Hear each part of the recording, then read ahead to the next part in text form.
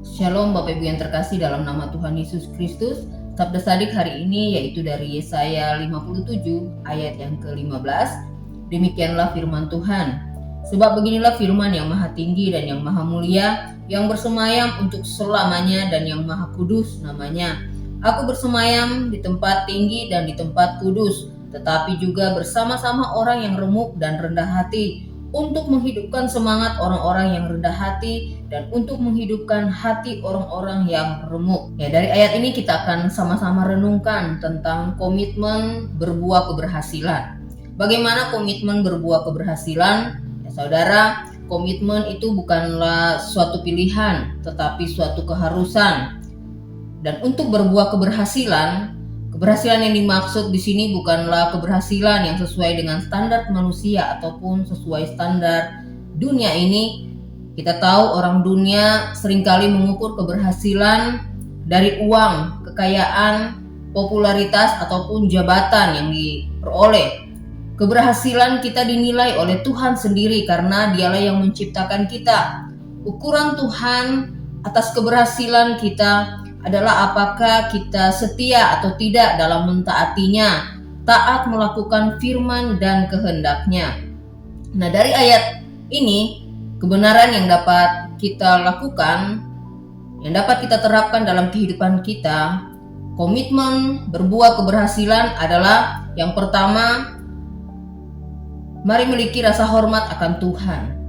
Yang kedua, miliki sikap hati yang remuk atau hancur hati dan rendah hati ketika gagal dalam mentaati firman-Nya dan kehendak-Nya. Kemudian yang ketiga, miliki cara pandang yang benar dalam segala hal yang Tuhan izinkan terjadi dalam kehidupan kita.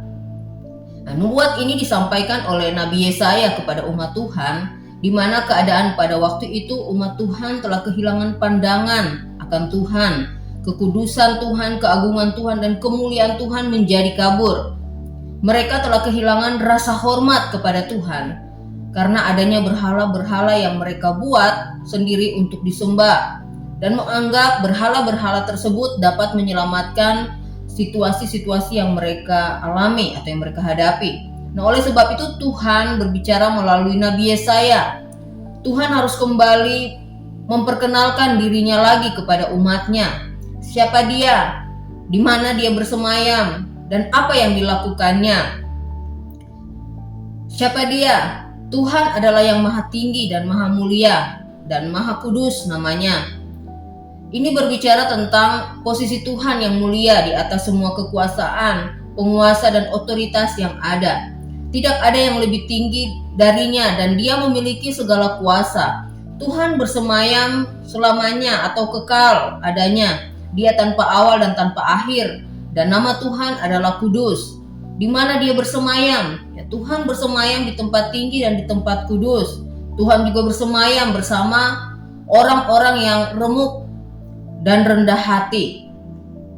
Tuhan kita sekalipun maha tinggi, Ia maha mulia dan maha kudus, tetapi Ia juga maha hadir. Ia hadir dan tinggal bersama-sama dengan orang-orang yang rendah hati.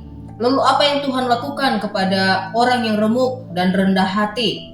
Janji Tuhan kalau kita melihat dari ayat ini, bahkan ayat-ayat yang selanjutnya dari Yesaya pasal yang ke-57, di ayat yang ke-15, bahwa Tuhan akan menghidupkan kembali semangat dan hati mereka yang remuk. Kemudian di ayat yang ke-16, Tuhan tidak akan berbantah dan tidak seterusnya murka. Kemudian di ayat yang ke-18 dikatakan bahwa Tuhan akan menyembuhkan dan akan memulihkan dia dengan penghiburan. Kemudian di ayat yang ke-19 Tuhan akan menciptakan puji-pujian.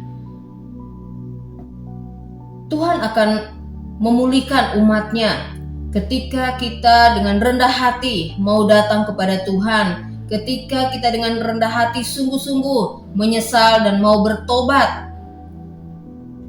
maka Tuhan terbuka untuk menerima kita kembali dan memulihkan kehidupan kita. Itu adalah janji-janji Tuhan yang akan dialami oleh orang-orang yang remuk dan rendah hati, oleh orang-orang yang hancur hati, yang sungguh-sungguh menyesal dan mau bertobat, mau kembali kepada Tuhan.